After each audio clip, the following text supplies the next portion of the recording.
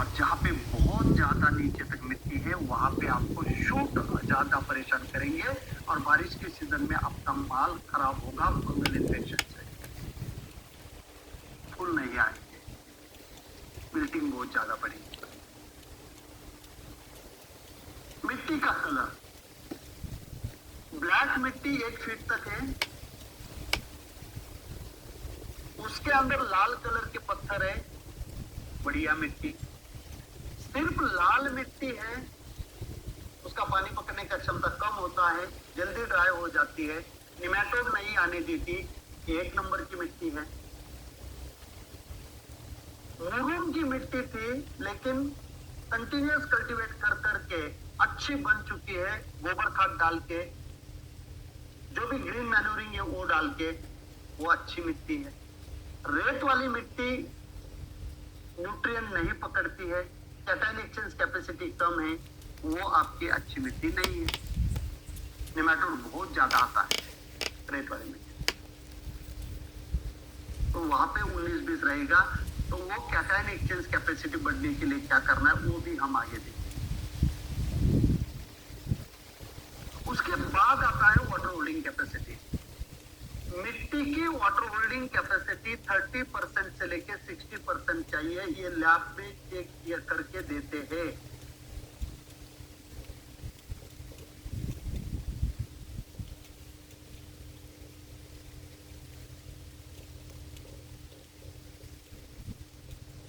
अगर कम पानी पकड़ने वाली मिट्टी है तो भी प्रॉब्लम है, अगर ज्यादा पानी पकड़ने वाली मिट्टी है तो भी प्रॉब्लम है। इसीलिए शूट नहीं चाहिए, विल्टिंग नहीं चाहिए, फंगल इन्फेक्शन बारिश के सीजन में ज्यादा नहीं चाहिए। 60% से नीचे वाटर होल्डिंग कैपेसिटी वाली मिट्टी में अनार का प्लांटेशन करिए। 30% से नीचे अगर होगा तो बैक्टीरियल ब्लाइट आएगा, क्वालिटी प्रोडक्शन नहीं मिलेगा। उसके बाद ड्रेनेज, जहां पे ड्रेनेज नहीं है, नीचे पानी भरता है, सॉल्टी सॉइल है, वहां पे अनार की खेती नहीं करना है। इतना स्लोप होना चाहिए कि आपका पानी निकल के जाना चाहिए, खेत में कहां पे भी पानी नहीं भरेगा, खेत में कहां पे भी पानी नहीं भरेगा। उसके बाद आता है आपके मिट्टी का केमिकल प्रॉपर्टीज, उसके अंदर है ऑर्गेनिक कार्बन। अगर मिट्टी में ऑर्गेनिक कार्बन है तो रूट डेवलपमेंट प्रॉपर होगा, अगर मिट्टी में ऑर्गेनिक कार्बन है तो माइक्रोबायल एक्टिविटी अच्छी होगी, अगर मिट्टी में ऑर्गेनिक कार्बन है तो हार्मफुल पैथोजन नहीं आएंगे, और जो भी केमिकल फर्टिलाइजर आप डालोगे उसको अवेलेबल करके वो मिट्टी का ईसी नहीं बढ़ा जाएगा। जहां पे ऑर्गेनिक कार्बन कम होता है वहां पे केमिकल फर्टिलाइजर डाल डाल के लोग वो मिट्टी पत्थर बना देते हैं, क्योंकि थोड़ा बहुत पौधा ले लेता है, बाकी मिट्टी में फिक्स होता है और वो मिट्टी खराब हो जाती है। इसलिए ऑर्गेनिक कार्बन चाहिए और वो बढ़ना चाहिए। उसके बाद है ईसी, उसके बाद है कैटायन एक्सचेंज कैपेसिटी, उसके बाद है पीएच, उसके बाद है न्यूट्रिएंट का कॉम्बिनेशन, और उसके बाद है कैल्शियम कार्बोनेट। ये सभी चीजों को हम डिटेल में एक एक को आगे देखने वाले हैं। तो ऑर्गेनिक कार्बन, ऑर्गेनिक कार्बन 1% से ज्यादा होना चाहिए, और वो बढ़ाने के लिए जब न्यूट्रिशन के अंदर मैं बात करूंगा क्या क्या करना है, ऑर्गेनिक फर्टिलाइजर इस्तेमाल करना है, कंपोस्ट इस्तेमाल करना है, ग्रास कटर से घास को कट करना है, मल्चिंग करना है, वीडमैट का इस्तेमाल करना है, ये सभी चीजें जो है मैं आपको आगे बताने वाला हूं। तो अभी ऑर्गेनिक कार्बन का मैनेजमेंट करने के लिए जितना हो सके उतना ऑर्गेनिक मटेरियल मिट्टी में डालते हैं। अलग अलग केक है, जैसे कि Gayatri Sanjivani compost, vermicompost, de oil cake, neem cake आपने सुना होगा, महुआ केक सुना होगा, ऐसे। और दूसरा है आपका जो भी कंपोस्ट फर्टिलाइजर मैन्योर्स मार्केट में मिलते हैं उसका इस्तेमाल करना। उसके बाद मल्चिंग, ऑर्गेनिक मल्चिंग करी है, प्लास्टिक का मल्चिंग करी है, वीड मैट डाली है और कवर क्रॉप करी है। ऑर्गेनिक मल्चिंग में ऐसा मल्चिंग करी है जो जल्दी डिकम्पोज होगा।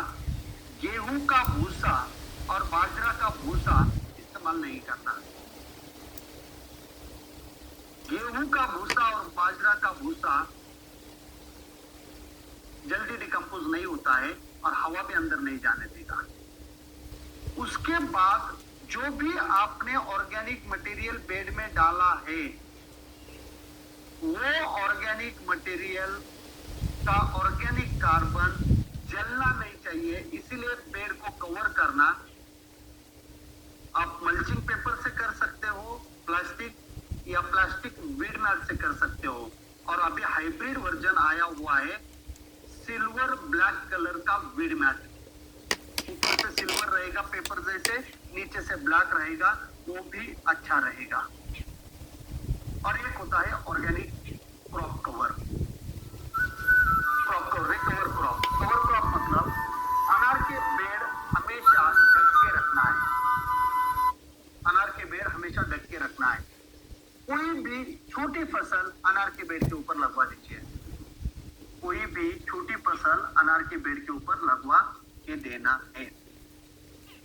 उसके बाद ईएम स्लरी का इस्तेमाल करना, पांडव का जीवामृत का स्लरी इस्तेमाल करना और बायो फर्टिलाइजर का इस्तेमाल करना। ये आपकी मिट्टी में जाके डिकम्पोजिशन की क्रिया करेंगे और ऑर्गेनिक कार्बन बढ़ाएंगे। इसको आपको इस्तेमाल करना है। ये शेड्यूल में मैं आपको दे दूंगा कब इस्तेमाल करना है करके। और लास्ट में जो पहले कुछ ट्रेनिंग मेरे किए कई जिन्होंने किए होंगे उनको पता है, जो पहली बार कर रहे हैं उनको पता नहीं होगा अवेना न्यूट्रीमिक्स के बारे में। अवेना न्यूट्रीमिक्स ये ऐसा फॉर्मूला है जो पत्तों के कलर में डार्क ग्रीन कलर लाता है, फोटोसिंथेसिस को बढ़ावा देता है। फोटोसिंथेसिस बढ़ेगा तो कार्बोहाइड्रेट एक्यूमुलेशन ज्यादा होगा और ज्यादा मलमूत्र आपका पौधा बाहर डालेगा कार्बन मटेरियल का। और ये कार्बन मटेरियल प्राइमरी सोर्स होता है माइक्रो ऑर्गेनिज्म का। आपके मिट्टी में माइक्रो ऑर्गेनिज्म बढ़ेंगे और जो भी फर्टिलाइजर आपने डाले हैं ये सभी फर्टिलाइजर आपके पौधे में अवेलेबल होंगे। इसीलिए अवेना न्यूट्रीमिक्स भी आपकी मिट्टी में ऑर्गेनिक कार्बन का संवर्धन करता है। ये मैं आपको यहाँ पे बता रहा हूँ। ये फॉर्मूला मैं आगे बताऊंगा आपको कैसे तैयार करना है करके, क्योंकि ये सिर्फ 12-13 रुपए लीटर में घर पे तैयार करना है। ज्यादा डिफिकल्ट नहीं है, बहुत ही आसान है और रेडीमेड प्रोडक्ट है। ऐसा नहीं कि आपको जंगल में भेज दूंगा उधर से ये कलेक्ट करके लाओ वो कलेक्ट करके लाओ, ऐसा भी बिल्कुल नहीं है। केमिकल प्रॉपर्टीज में आता है आपका सेकंड पीएच। आपके मिट्टी का पीएच 6.0 से लेके 7.5 होना चाहिए 6. और वो आपको मैनेज करना चाहिए, क्योंकि जितना पीएच बढ़ेगा जहाँ पे अनार होता है वहाँ पे एसिडिक सॉइल नहीं होती है, क्योंकि जहाँ पे ज्यादा बारिश होती है वहाँ पे एसिडिक सॉइल होती है और ज्यादा बारिश में अनार की खेती नहीं होती है। 67.5 होती 6 थी 0 थी 6 नहीं 6 थी 8.5। तो जो ज्यादा पीएच वाली मिट्टी है वहां पे अनार की खेती होती है, वहां पे आपको मैनेज करना पड़ेगा इस पीएच को ऑर्गेनिक मटेरियल डाल के। जितना हो सके उतना ज्यादा ऑर्गेनिक मटेरियल आपको डालना है, जितना हो सके ज्यादा ऑर्गेनिक स्लरी का इस्तेमाल करना है। और जो भी फर्टिलाइजर वाटर सोल्यूबल आप इस्तेमाल करोगे वो एसिडिक चाहिए, एसिडिक चाहिए। वैन इपरेन करके कंपनी है, द नेदरलैंड्स जो कंट्री है, ये कंपनी उस कंट्री की है। इतना जबरदस्त क्वालिटी का वाटर सोल्यूबल फर्टिलाइजर इस कंपनी के है। जैविक पानी में पदार्थ डालते ही ऑर्गेनिक बोलते पदार्थ हैं और विषय एसिडिक है, तो मिट्टी का पानी का पीएच कम करेंगे और न्यूट्रिएंट को अवेलेबल कर पाएंगे। अवेना न्यूट्रीमिक जो बनेगा वो भी एसिडिक बनेगा, तो आपको रिजल्ट वो भी अच्छा देगा। उसके बाद एसिड आप दे सकते हो, लेकिन मैं कभी भी एसिड डालो ये नहीं बोलता।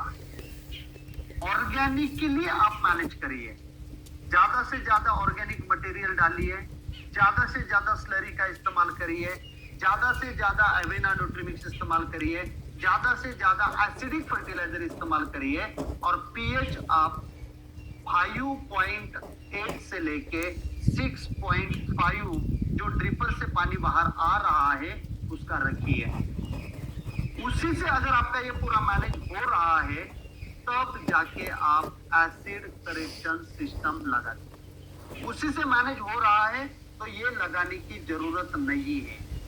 तो सीधा मैं कभी भी acid correction system pH correction system इस्तेमाल करने को नहीं बोलता। क्योंकि अगर आपको इसकी आदत पड़ गई तो आपके पौधे को, मिट्टी को भी आदत हो जाएगी। हर एक पानी में एसिड जाएगा, तभी आपका पौधा ग्रो करेगा। आपके मिट्टी में एसिड ज्यादा नहीं जाना चाहिए। क्लियर? जहां पे जरूरत है वहीं पे यह सिस्टम मैं इस्तेमाल करने को बोलता हूँ। सेकेंड है इसी, आपके मिट्टी का इसी कम से कम चाहिए। अगर आपकी मिट्टी का इसी 0.2 से लेके 1.2 रहेगा तो न्यूट्रिएंट भी उसके अंदर है और इतने ही प्रोपोर्शन में है कि आपका पौधा ज्यादा ले लेगा। न्यूट्रिएंट जो भी डालोगे वो पहले ही मिट्टी में बहुत ज्यादा ईसी है, मतलब बहुत ज्यादा सॉल्ट है, और बाहर से और अगर आप डाल रहे हो तो वो आपके मिट्टी से आपके पौधे में नहीं जाएगा। पानी गाढ़ा बनेगा, पानी पतला चाहिए जब आपके पौधे में भेजना है तब। जितना गाढ़ा पानी उतना मिट्टी में रहेगा, जितना पतला पानी उतना पौधे में जाएगा, और पौधे में पानी जाएगा तो आपकी मिट्टी का सॉल्ट कम होगा, तो इसी भी कम रहेगा। तो जो भी फर्टिलाइजर डीएपी आप डालते हो या वाटर सोल्यूबल फर्टिलाइजर डालते हैं, मिट्टी में नहीं रहना चाहिए, पौधे में जाना चाहिए। पौधे में जाएगा तो यील्ड बढ़ेगा और मिट्टी आपकी उपजाऊ रहेगी। मिट्टी आपकी उपजाऊ रहेगी। क्लियर? इसी को कैसे मैनेज करना है? ऑर्गेनिक मटेरियल ज्यादा डालना है, स्लरी का इस्तेमाल ज्यादा करना है, ग्रास कटर का इस्तेमाल करना है। जो भी खरपतवार आएगा उसको उठा लीजिए, जो भी खरपतवार आएगा उसको कट कर दीजिए, उसका मल्चिंग करवा दीजिए। वापस वहां से नया फूटान आएगा, उसको कट करवा दीजिए। ये खरपतवार पानी पिएगा और वहां पे जो भी न्यूट्रिएंट है वो सब न्यूट्रिएंट खींच लेगा, ज्यादा सॉल्ट खींच लेगा। पौधे को अनार का पौधा कम पानी पीता है, जो पौधा कम पानी पिएगा तो पानी के थ्रू ही आपके न्यूट्रिएंट पौधे में जाएगा। तो पानी अगर कम पी रहा है तो न्यूट्रिएंट भी उसको कम ही लगते हैं। हम ज्यादा डाल रहे हैं पानी के माध्यम से, क्योंकि आपका जो पानी है ये ज्यादा टीडीएस का है।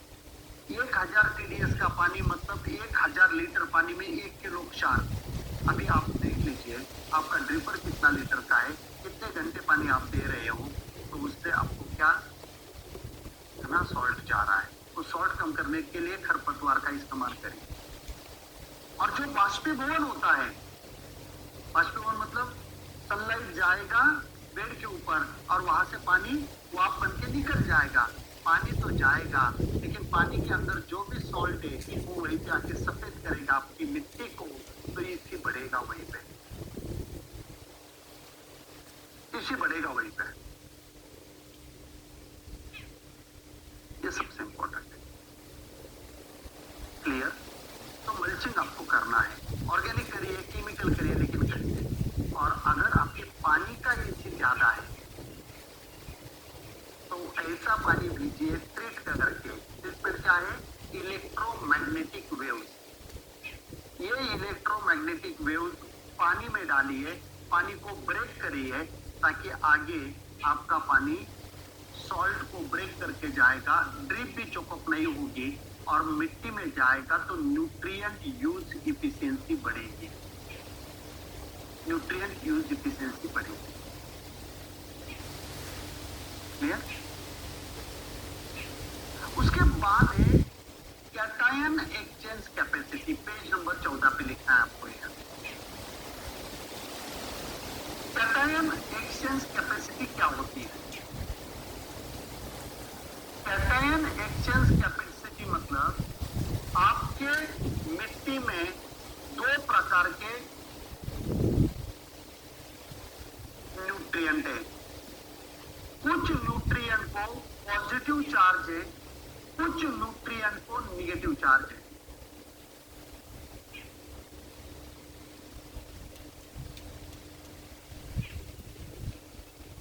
और आपको ये पता है पॉजिटिव मैग्नेट के पोल अगर आप नजदीक लाते हो तो रिपल्शन होता है, निगेटिव के भी अगर नजदीक लाते हो तो रिपेल होता है, पॉजिटिव निगेटिव अगर लाते हैं तो अट्रैक्शन होता है, तब अट्रैक्शन होता है।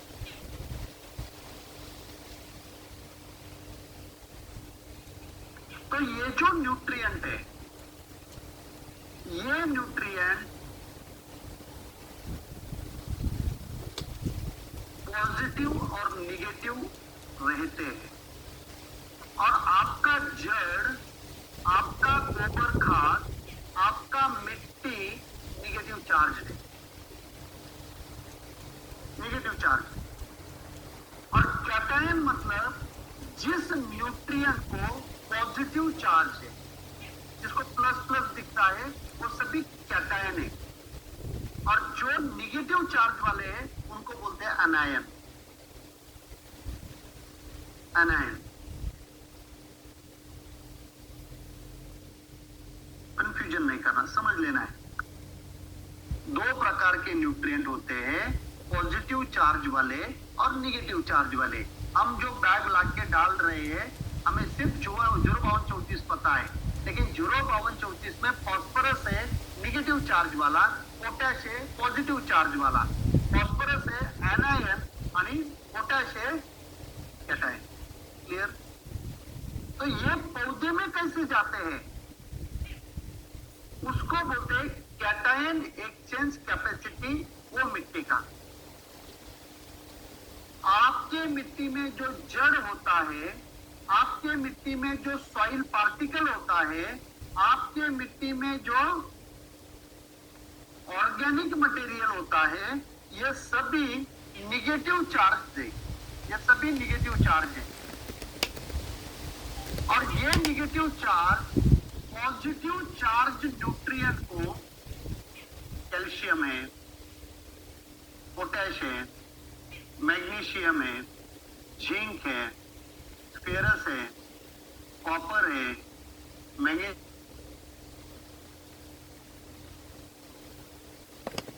ये मिट्टी के ऊपर, मिट्टी का जो पार्टिकल है छोटा, उसके ऊपर या जड़ों के ऊपर बैठते हैं, या गोबर खाद डाला है तो उसके ऊपर बैठते हैं, या कोई अगर वहीं पे ऑर्गेनिक मटेरियल पड़ा है तो उसके ऊपर बैठते हैं।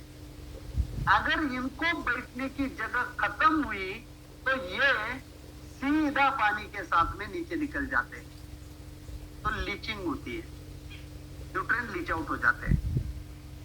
अभी जिस मिट्टी का सॉइल पार्टिकल का साइज बड़ा, वहीं पे बैठने के लिए जगह कम मिलेगी, और जिस मिट्टी का सॉइल पार्टिकल का साइज कम, वहीं पे बैठने के लिए ज्यादा जगह मिलेगी, सरफेस एरिया ज्यादा मिलेगा। मतलब क्या, रेत वाली मिट्टी है कम कैटायन एक्सचेंज कैपेसिटी, मुरुम वाली मिट्टी है कम कैटायन एक्सचेंज कैपेसिटी, काली मिट्टी है, क्ले सॉइल है, ज्यादा कैटायन एक्सचेंज कैपेसिटी। मतलब ये जो पॉजिटिव चार्ज न्यूट्रिएंट है, ये देने की क्षमता वो मिट्टी की ज्यादा है।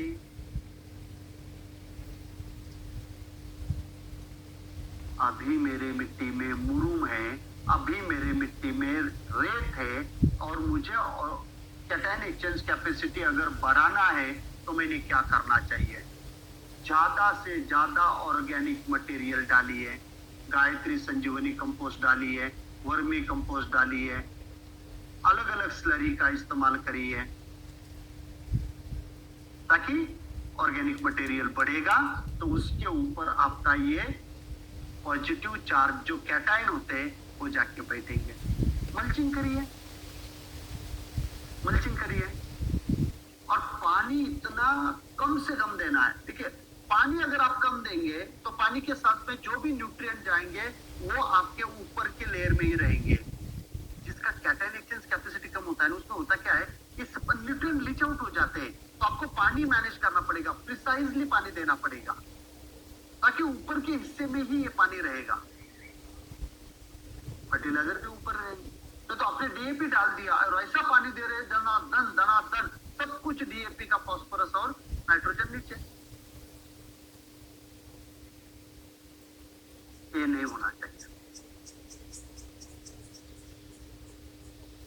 क्लियर? उसके बाद अगर आपकी मिट्टी का बहुत ही कम है और आपने प्लांटेशन किया है या आपको करना ही है, तो मेरी रिक्वेस्ट है, आपके आजू बाजू में जहां पे चिकनी मिट्टी मिलेगी, बहुत ही निमेटोड वाली, बहुत ही सॉल्टी नहीं बोल रहा हूं मैं, अच्छी उपजाऊ मिट्टी है, तो वो मिट्टी ड्रिपर के नीचे थोड़ी थोड़ी लाके डालिए। थोड़ी थोड़ी हर एक, जब आप फर्टिलाइजर डालोगे बेसल डोज, तो उसके अंदर थोड़ी थोड़ी डालते रहिए, तो वाटर होल्डिंग कैपेसिटी वहां की बढ़ेगी। ऐसा करना पड़ेगा। और जो भी पॉजिटिव चार्ज न्यूट्रिएंट है ना, हर पानी के साथ में जाएगा, हर पानी के साथ में जाएगा। और रूट डेवलपमेंट प्रॉपर रखिए। जितना ज्यादा रूट डेवलपमेंट, उतना ये न्यूट्रिएंट को पकड़ के रखेगा, उतना न्यूट्रिएंट को पकड़ के रखेगा। क्लियर? अभी आपकी मिट्टी है और उसमें एक ही न्यूट्रिएंट बहुत ज्यादा है, एक ही न्यूट्रिएंट बहुत ज्यादा है, ये भी तो नहीं चलेगा। नाइट्रोजन भी पर्याप्त चाहिए, पोटैश भी पर्याप्त चाहिए, फास्फोरस भी पर्याप्त चाहिए, कैल्शियम भी पर्याप्त चाहिए, मैग्नीशियम भी पर्याप्त चाहिए, सल्फर भी पर्याप्त चाहिए, zinc, ferrous, copper, boron, manganese, molybdenum, chlorine भी पर्याप्त चाहिए। एक न्यूट्रिएंट अगर आपकी मिट्टी में ज्यादा है तो बाकी न्यूट्रिएंट को दबा देगा, बाकी न्यूट्रिएंट को दबा देगा।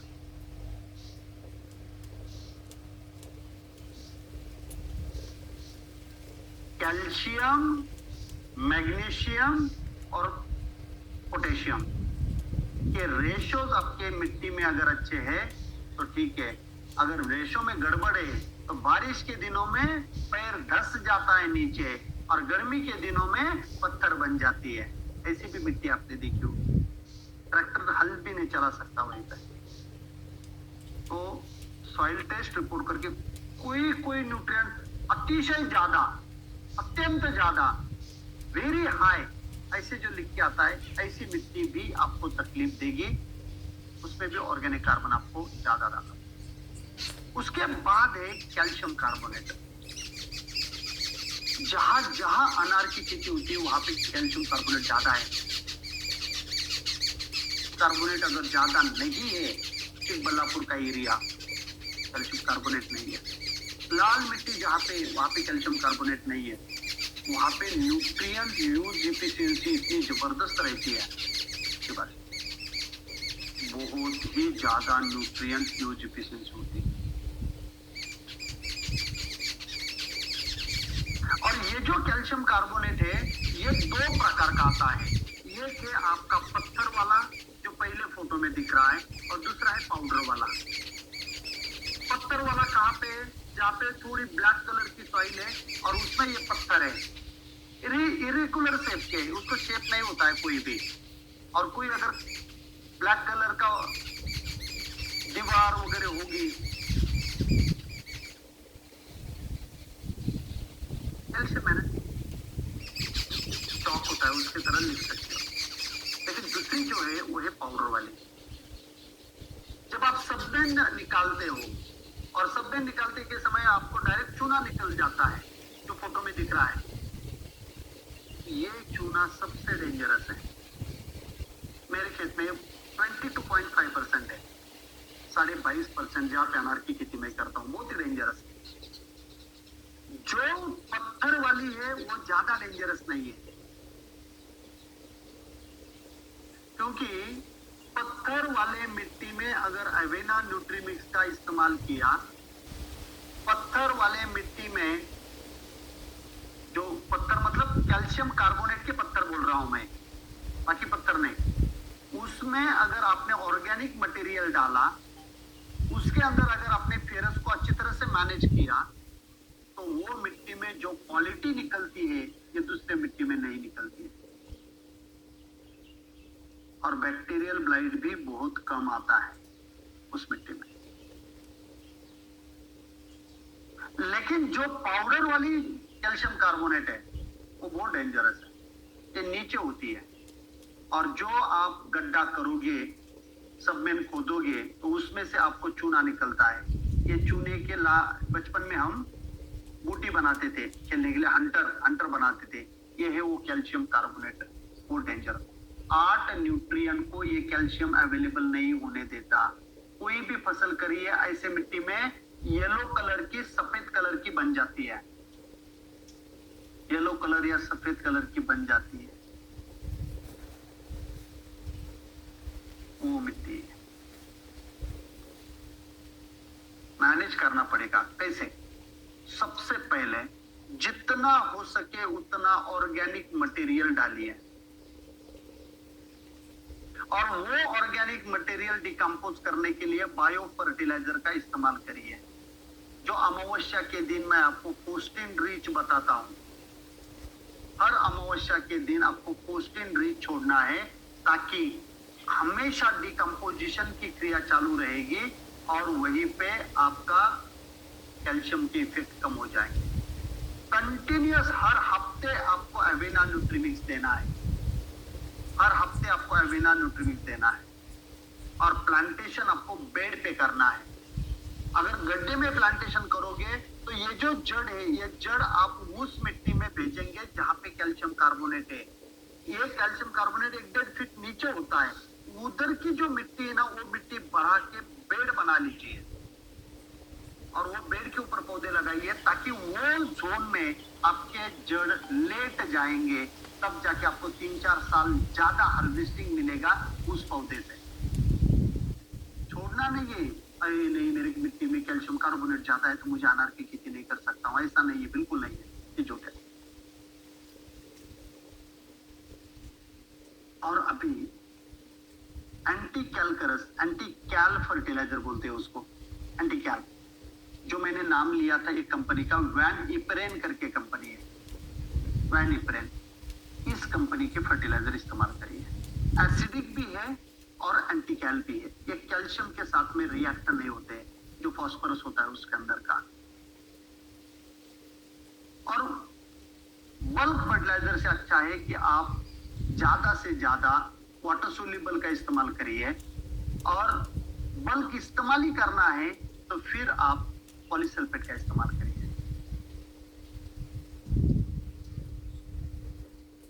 पॉलीफॉस्फेटिक फर्टिलाइजर जो है, पॉलीसल्फेट ने, पॉलीफॉस्फेटिक फर्टिलाइजर जो है ये यारा का आता है, यारा मिला कॉम्प्लेक्स, ऐसे उसका इस्तेमाल करें।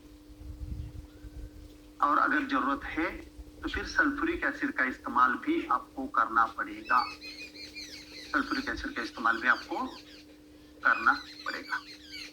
ये था केमिकल प्रॉपर्टीज। अभी है बायोलॉजिकल प्रॉपर्टीज। बायोलॉजिकल प्रॉपर्टीज में पहले बेनिफिशियल,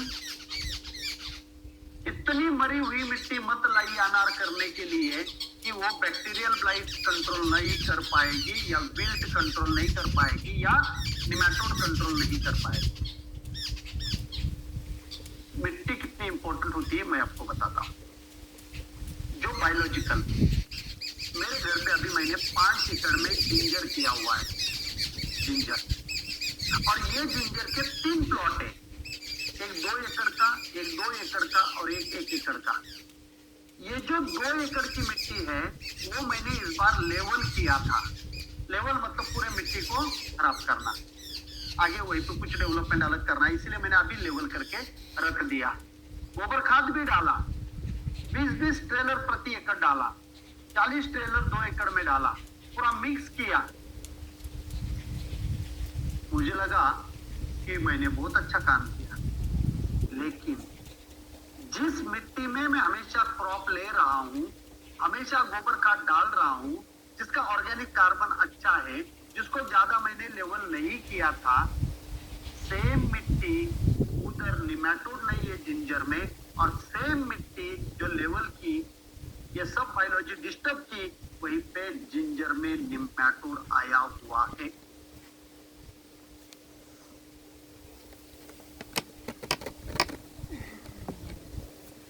बाकी सब जिंजर अगर कहाँ पे अपन देखते ना कैसी डेवलपमेंट, बहुत सारे केचवे हैं, ये मिट्टी में अभी तक केचवे नहीं है।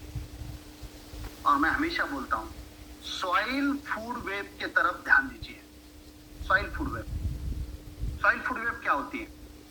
अगर आपके मिट्टी में बैक्टीरिया है बेनिफिशियल जीवाणु, तो ही फंगस आएगी बेनिफिशियल फफूंद। अगर फंगस है तो ही प्रोटोजुआ आएगी, अगर प्रोटोजुआ है तो ही बेनिफिशियल निमेटोड आएंगे, और बेनिफिशियल निमेटोड है तो ही केचवे आएंगे, और केचवे अगर वहीं पे है तो आपकी मिट्टी उपजाऊ है। तो ये बायोलॉजिकल प्रॉपर्टी चेक करने का आसान तरीका, आसान।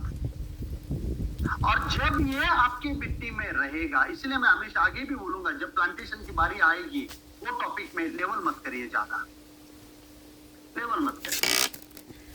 जब अनार की खेती करना है, मुझे जिंजर की खेती करनी थी, इसलिए मैंने लेवल किया, क्योंकि आगे चल के नंबर है वहीं पे अनार का।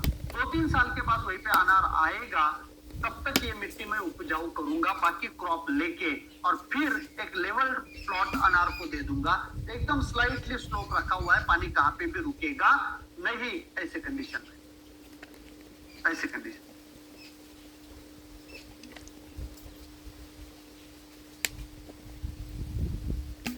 क्लियर? बहुत आसान। फिर जो हार्मफुल है, हार्मफुल कैसे आते हैं? पहले आपने वहां पे मैंगो का गार्डन था, मौसम्बी का गार्डन था, संतरा का गार्डन था, किन्नू का गार्डन था, सीताफल का गार्डन था, ग्रेप्स का गार्डन था, अनार का गार्डन था। उसके अंदर विल्ट था या नहीं था, उसके अंदर निमेटोड था या नहीं था, उसको निकालने के बाद अगर आप वहीं पे अनार लगाने जा रहे हो, तो वहीं पे ये जो जमीन के अंदर जड़े हैं, ये डिकम्पोज करने के लिए डिकम्पोज फंगस वहीं पे आएगी, और वही आप अनार लगाएंगे तो उसी को डैमेज करेगी। अगर निमेटोड उसमें था तो वो निमेटोड तकलीफ देगा। अभी ये जो जिंजर का प्लॉट है, इसमें निमेटोड है, और तुरंत जाके मैं जिंजर निकाल के अभी वहां पे अनार लगाऊंगा, तो ये पूरा रूट नॉट निमेटोड अनार में आएगा, अनार को मार देगा। शुगर केन का खेत था, उसके अंदर मैंने उसके पत्ते रखे थे, उसके अंदर बहुत ज्यादा व्हाइट ग्रब हुई थी, और उसी से मैंने हल चला के पेड़ बनाया। व्हाइट ग्रब मिट्टी में अनार लगाऊंगा, वो कट कर देगी।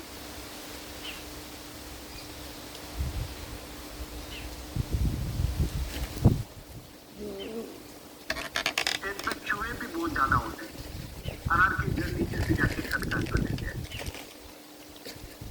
तो ये भी आपको पता होना चाहिए। और फिर आते हैं आपका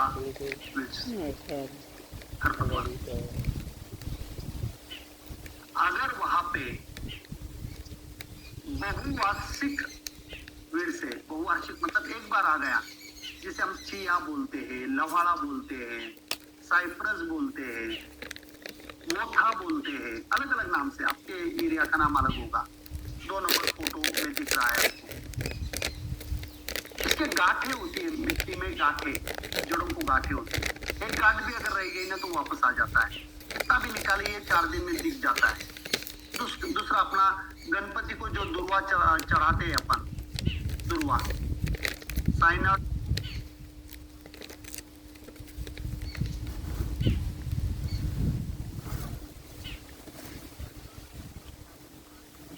में रहेगा तो उसका बेड बना लेता है। तो ये भी आपको पता होना चाहिए, ये भी आपको पता होना चाहिए कि मेरे यहाँ से खरपतवार कौन सा। अगर ऐसे खरपतवार है तो इसको आपको पहले ही निकालना है, पहले ही निकालना है। वीडिसाइड का इस्तेमाल करिए। आप कलेक्ट नहीं कर सकते, लेकिन वीडिसाइड से आप मार सकते हो उसको। पहले वीडिसाइड इस्तेमाल करके उसको मारे, बाद में प्लांटेशन करिए। एक बार अगर आपने प्लांटेशन कर दिया आप जमीन आखिरी कंट्रोल नहीं कर पाओगे। और बाद में मैं वीडिसाइड इस्तेमाल करने को नहीं बोलता हूँ, क्योंकि अनार में अच्छा रखना है, अच्छा अनार रखना है। और जो भी बाकी है तो आएंगे उसको कट करेंगे। उखाड़ने वाले जो खरपतवार है उसको कट करेंगे। 3 नंबर का जो टॉपिक था अपना सॉइल, उसके फिजिकल, उसके बायोलॉजिकल और उसके केमिकल प्रॉपर्टीज हमने।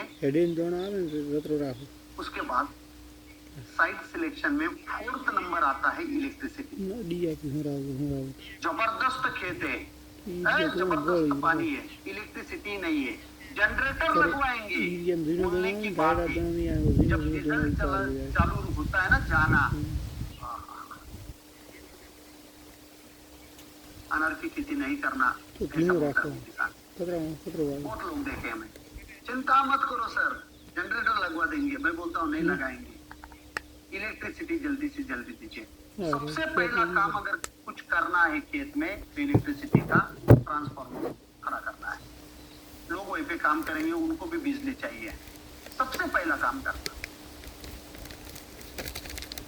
तो लोग जाते हैं वहीं पे और वहीं पे बिजली ही नहीं है, ऐसा नहीं होना चाहिए।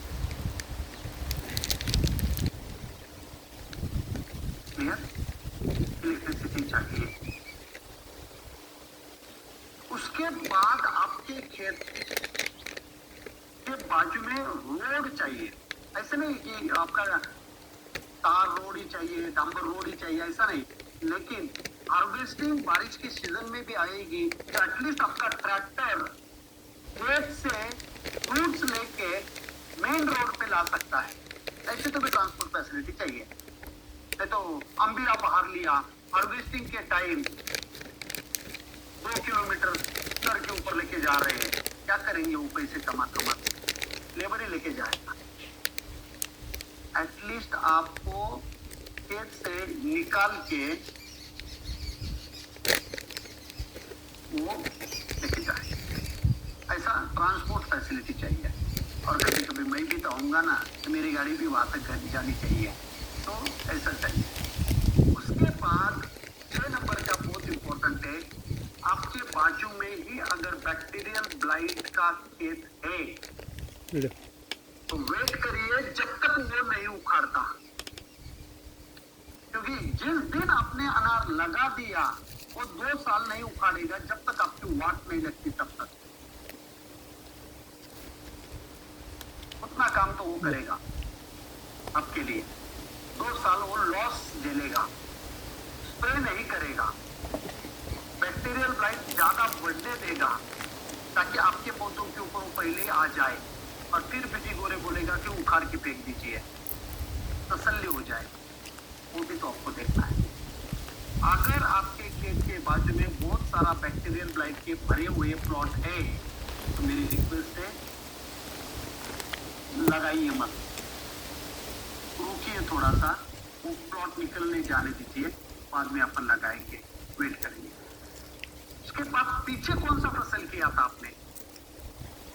चना होगा, उसको विल्ट आता है, तुअर होगा, उसको विल्ट आता है, जिंजर होगा, उसको विल्ट आता है, निमेटोड आता है, टोमेटो होगा, भिंडी होगा, पोटैटो होगा, मिर्ची होगा, जो कुकुम्बर आती है, काकड़ी, तरबूज, खरबूज, बेल वर्गीय जो अपने होते हैं, वो सभी अगर आपके यहाँ पे होंगे तो निमेटोड होगा ही। या अनार की जगह पे अनार अगर आपको लगाना है तो भी तकलीफ आएगी, क्योंकि विल्ट था, निमेटोड था, उसी को नए पौधे लगाएंगे तो वहीं पे भी निमेटोड आ जाएगा।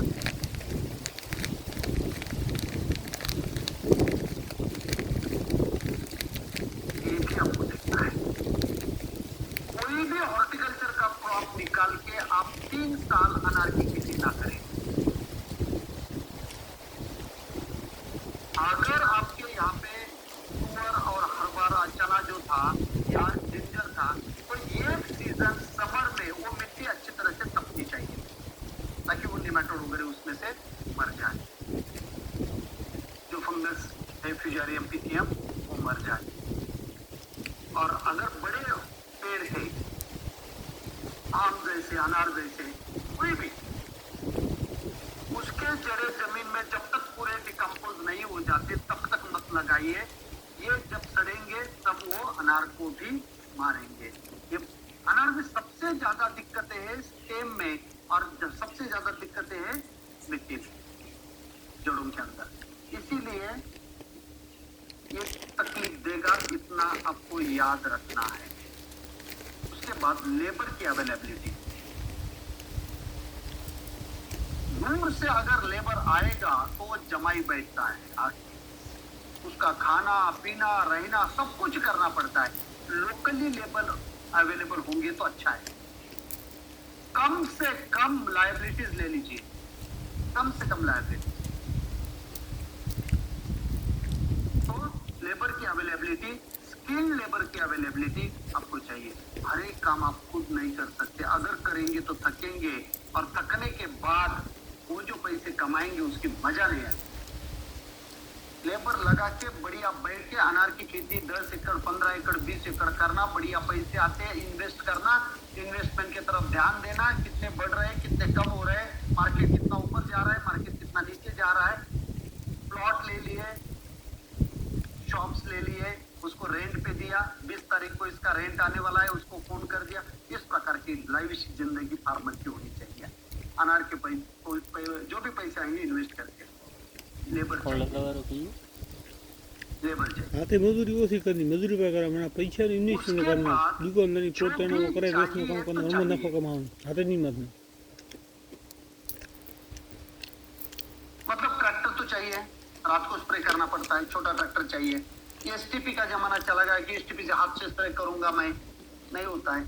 बारिश खुलने के बाद तुरंत स्प्रे करना पड़ता है, लेबर नहीं रहता है, और एक स्प्रे आपका पूरा का पूरा प्लॉट खराब कर दे सकता है। थोड़ा सा टेक्निकली सी मीटर चाहिए, पीएच मीटर चाहिए, प्रेशर गेज चाहिए, थोड़े बहुत सेंसर के तरफ भी अब में जाना है। जो भी केमिकल आपके यहाँ पे चाहिए वो मिलना चाहिए। गोपाल जी हमारे किसान हैं रायपुर के, वहीं पे जो मैं बोलता हूँ मिलता ही नहीं है, परेशान है, इधर से भेजो उधर से भेजो। दूर से अगर ऑर्डर आ गई तो ये आदमी भी महंगा देता है, वापस ट्रांसपोर्टेशन का कॉस्ट बढ़ता है, तो एक एक रुपया जो प्रॉफिट है आपका वो कम होता है उसमें। इस प्रकार से जो भी ट्रैक्टर का इक्विपमेंट अपने को चाहिए वो चाहिए। दूसरों से लाने के लिए मैं थोड़ा सा मना करता हूँ, क्योंकि अगर किसी से आपने रोटावेटर लाया और उसके खेत में निमेटोड है या उसके खेत में फ्यूजेरियम है, तो उसके रोटावेटर के मिट्टी के साथ में आपके खेत में आके आप उसको छोड़ेंगे और आपके यहाँ पे तकलीफ होगी, आपके यहाँ पे तकलीफ होगी। तो ये नहीं होना चाहिए, ये भी आपको याद रखना है। ये सभी मटेरियल हमें चाहिए, ये सभी मटेरियल आपको चाहिए। मेरे खेत में भी मैं हमेशा एसी मीटर का इस्तेमाल करता हूँ, बढ़िया क्वालिटी का पीएच मीटर का इस्तेमाल करता हूँ। ये ओरिजिनल हन्ना कंपनी के ओरिजिनल है, 700-800 रुपए लीटर वाले नहीं है ये 3,500 ये 3,500 का। ये तो यूएस से लाया था मैंने, 7,000 का, $100 मतलब 7,000 का था ये। तो इस प्रकार से आपको ये अच्छे क्वालिटी का और उसका कैलिब्रेशन का आपको सीखना पड़ेगा। उसके साथ में पेपर आता है, अच्छी तरह से पढ़ के, नहीं तो यही गलत रिपोर्ट अगर देंगे तो आप क्या पाओगे, कुछ भी नहीं। तो ये धीरे धीरे आपको जाना पड़ेगा। उसके बाद मार्केट की अवेलेबिलिटी अभी से सपोज मैंने अंबिया बहार लिया था, मेरे एरिया में अंबिया बहार ही सक्सेसफुल है, और अंबिया बहार के टाइम हमारे एरिया में बहुत सारे व्यापारी रहते हैं, 1 रुपए वाले कमीशन वाले एजेंट रहते हैं, और उसको व्यापारी रहते हैं, और उनका एक नेटवर्क होता है, एक सिस्टम होता है, उसके साथ में ग्रेडर रहेगा, लेबर रहेगा, बॉक्स रहेगा, कातरन रहेगा, ट्रेड्स रहेंगे, गाड़ी रहेंगी, उनकी एक रूम रहेंगी, ऐसा कुछ सब कुछ होता है वहीं पे। अगर मैंने मृग बाहर ले लिया और मेरा हार्वेस्टिंग आ गया दिसंबर महीने में, यहाँ पे एक भी व्यापारी नहीं है, वो सब चले गए गुजरात राजस्थान में, ये सब चले गए सांगोला में। उधर अगर मैं फोन भी करूँ ना, वो बोलते सर ये प्लॉट के लिए कैसे आने को परवड़ेगा, उनका भी बराबर है। वापस लॉजिस्टिक भी, यहाँ से अगर उनको बांग्लादेश भेजना है तो ट्रांसपोर्ट की ट्रक उनको यहाँ से मिलनी चाहिए, वो सभी ट्रक अभी गुजरात राजस्थान और सांगोला में, तो कैसे होगा, ये भी चीज आपको याद रखना है। राहता मंडी मेरे बिल्कुल नजदीक है, जो महाराष्ट्र की 1 नंबर की मंडी है, वो सिर्फ चलती है अंबिया बाहर का माल आता है तब, अभी चल रही है, तब वो दूसरे फसल का व्यापार करते हैं, तब कैसे चलेगा, तब कैसे चलेगा। तो ये भी आपको हमेशा याद रखना है कि आपका मार्केटिंग कैसे है। अगर आप पुणे ही बेचने वाले हो, अगर आप दिल्ली ही बेचने वाले हो, अगर आप मुंबई ही बेचने वाले हो, अगर आप बेंगलोर ही बेचने वाले हो बड़े बड़े बड़े मंडी में, तब आपके लिए मार्केट का कोई लेना देना नहीं,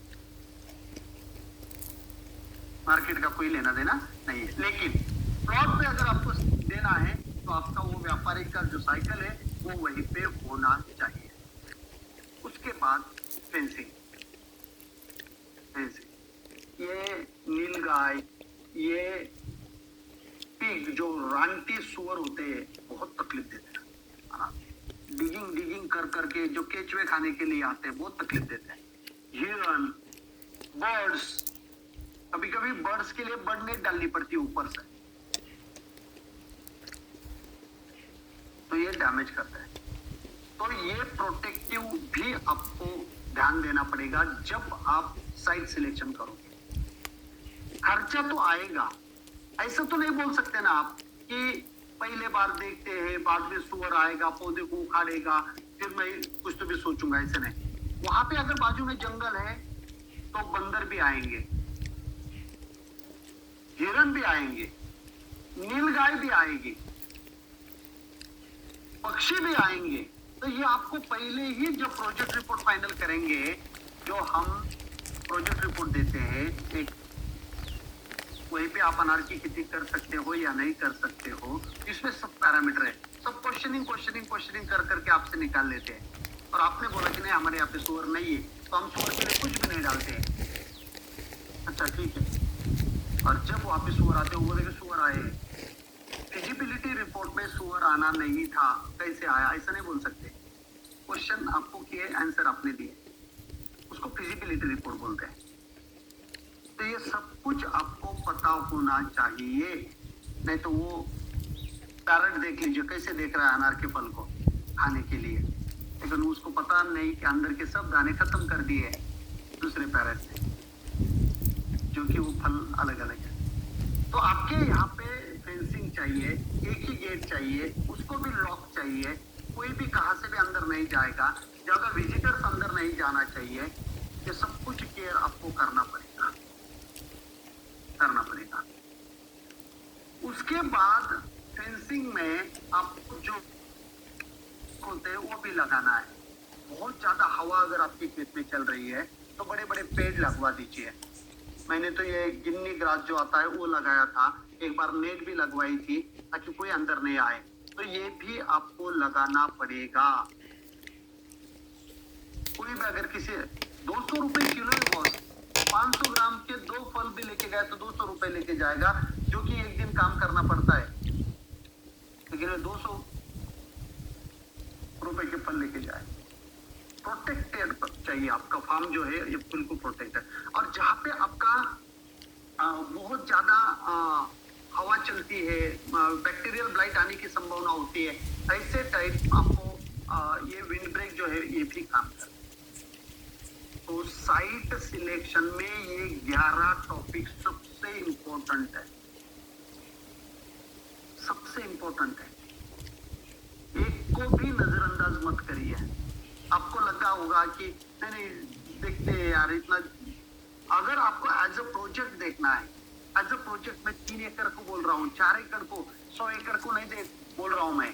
3 एकड़ में 10-10 टन भी निकला, 30 टन इंटू 200 रुपए, 60 लाख रुपए खर्चा, 10 लाख रुपए खर्चा, 60 लाख रुपए टोटल इनकम माइनस 10 लाख रुपए खर्चा, 50 लाख रुपए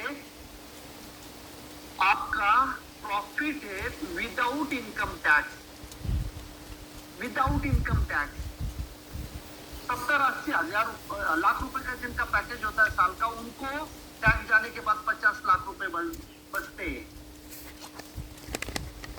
3 एकड़ में ये हो सकता है। क्वालिटी निकालना है, छोटे छोटे चीजों के ऊपर ध्यान देना है,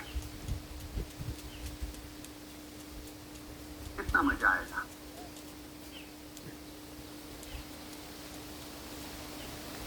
क्लियर?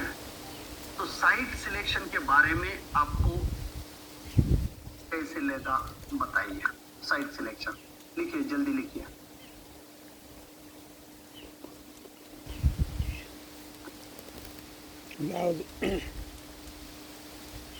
હવે મેન આવ્યો છે, પહેલા વતરો કરવાનો છે તૈયારીઓ।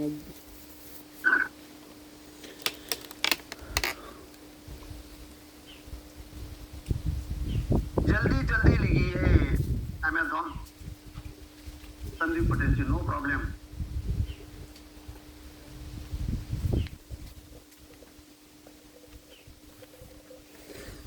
और ये वीडियो देखते रहना है आपको हमेशा, जो जो मैंने बोला था वो सब कुछ देखते रहना है।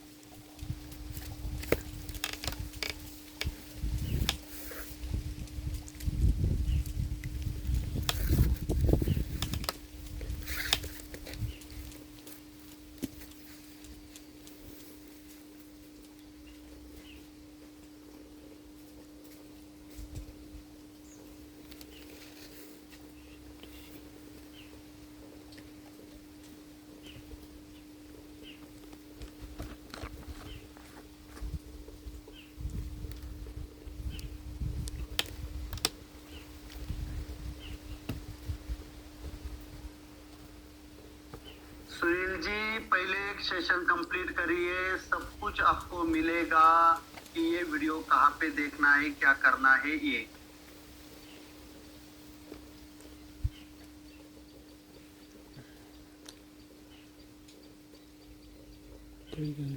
રોકરો અંતર ને દિશા રોકરો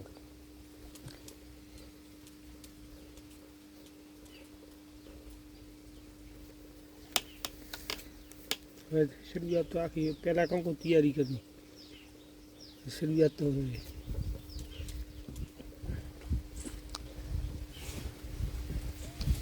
બ્લૂટૂથ લાવો ના ભાઈ માઇક ઉતારો અવાજ સવારી વાત એનામાં અવાજ તો જાતો भी नहीं नेट में आपको वीडियो बीच बीच में शेड नेट लगा सकते हो, कोई प्रॉब्लम नहीं है, लेकिन प्ले कैसे करेंगे।